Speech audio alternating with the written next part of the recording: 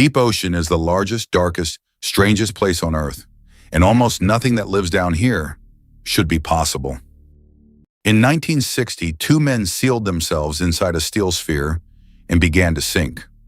For almost 5 hours, they fell through the darkness, down and down, toward the deepest point on Earth, 7 miles beneath the waves. And when they finally reached the bottom, something moved, a living creature, where nothing should survive. For years, the world refused to believe them.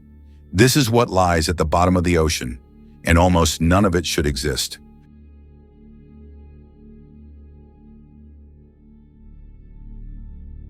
To understand what they saw, you have to make the journey down, because the ocean is not one place.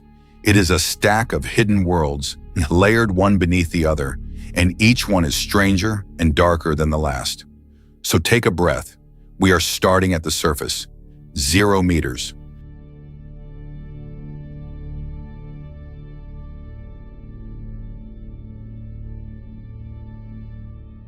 This is the sunlight zone, the ocean you think you know. Warm, bright, alive with color. Almost every animal you can name lives here, in this thin band of light near the top. But this sunlit layer is less than 5% of the ocean. Below it, the blue begins to deepen, and the light starts to die.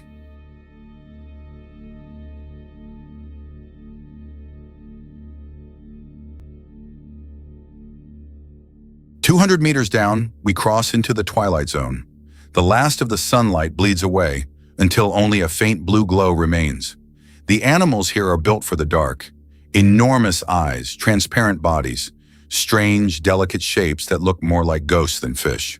This is the largest living space on the planet, and we have explored almost none of it.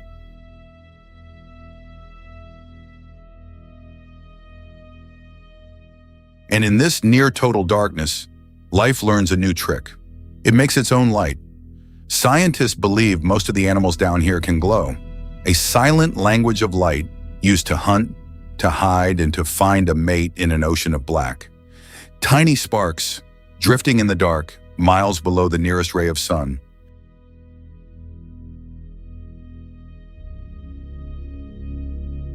Every single night, the largest migration on Earth takes place here, in the dark.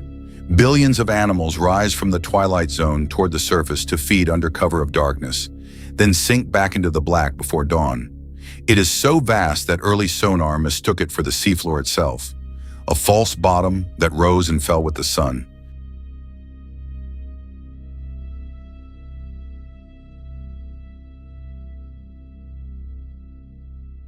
"1,000 meters, and now the sun is gone. Not dim, gone completely and forever. Welcome to the midnight zone. The water here is near freezing. The pressure would crush a steel submarine like a paper cup. There is no light, no warmth, and no way back to the surface.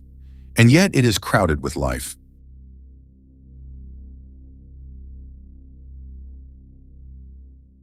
A jellyfish the color of blood. An octopus that has never seen the sun and never will. Creatures with teeth like glass and bodies like smoke. Down here, food is so rare that some animals can swallow prey larger than themselves because they may not eat again for months. Everything in the midnight zone is waiting in the dark.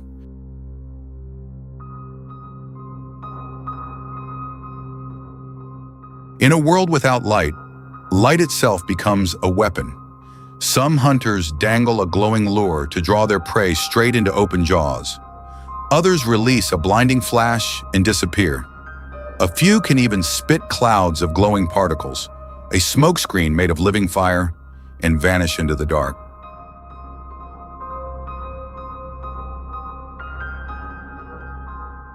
To survive pressure like this, many of these animals have given up on solid bodies altogether. They are made almost entirely of water and jelly, with no bones, no air, and almost no color. Soft, transparent ghosts built to be crushed from every side and feel nothing at all.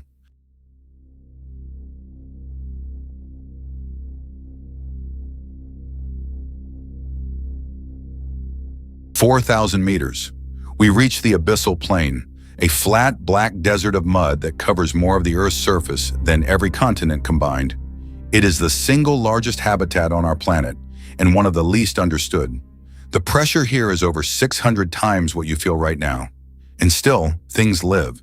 They crawl across the mud, in the cold and the dark, waiting for scraps to fall from the world above.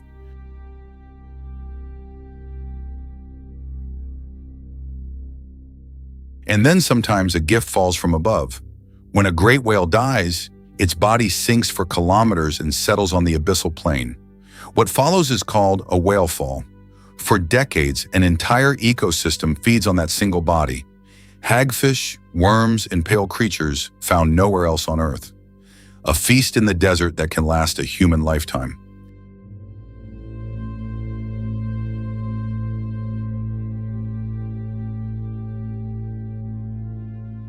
"6,000 meters. We enter the trenches, the hadal zone, named after Hades, the ancient god of the underworld. These are the deepest scars on the planet's surface and the loneliest places on Earth. The animals here are pale, eyeless, and almost untouched by the world above. Some have never been seen alive. Some we have only ever found dead.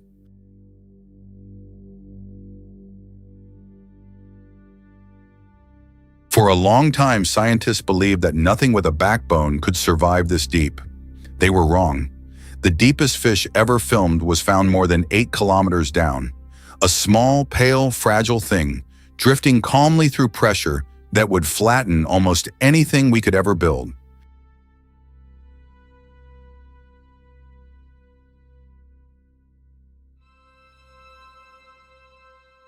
"10,935 meters, the Challenger Deep, the bottom of the world.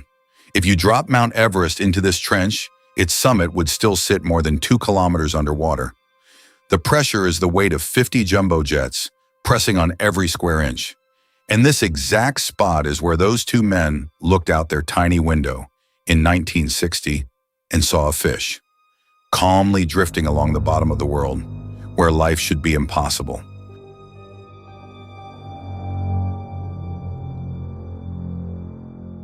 And here in the crushing dark, life itself may have begun. Around these volcanic vents with no sunlight at all, entire worlds feed on the heat and chemicals pouring straight from the planet. Some scientists believe this is exactly where life on Earth started, 4 billion years ago, at the bottom of a black and boiling sea.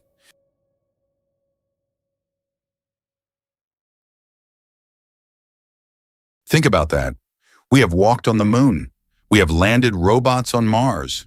We have mapped distant galaxies. But more than 80% of our own ocean has never been seen by human eyes. We have better maps of the surface of Mars than of our own seafloor. And nearly every time we lower a camera into the deep, we find something new. A creature no one has ever recorded. The greatest unexplored wilderness in the known universe is not in outer space. It is here, beneath us, in the dark.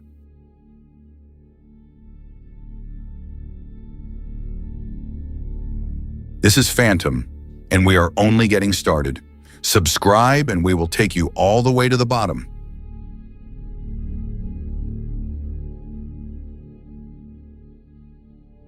This was Phantom.